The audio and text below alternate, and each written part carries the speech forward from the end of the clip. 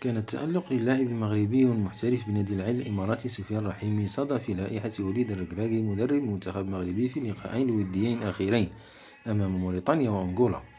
وذلك في اعتراف ضمني من المدرب بخطئه حينما استغنى عن خدماته وأبعده عن مفكرته منذ توليه الإشراف عن العارضة التقنية للمنتخب المغربي.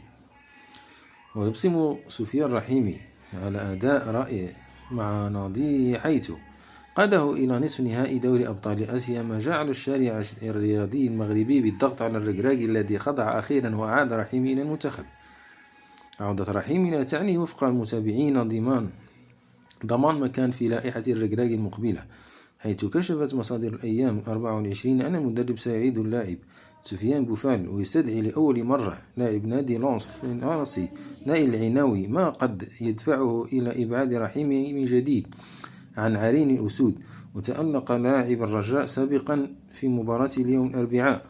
أمام نادي الهلال السعودي في ذهاب الدور نصف نهائي لدوري أبطال آسيا لكرة القدم بنتيجة 4-2، حيث سجل المغربي سفيان الرحيمي هاتريك تاريخي للعين في الشوط الأول أمام الهلال.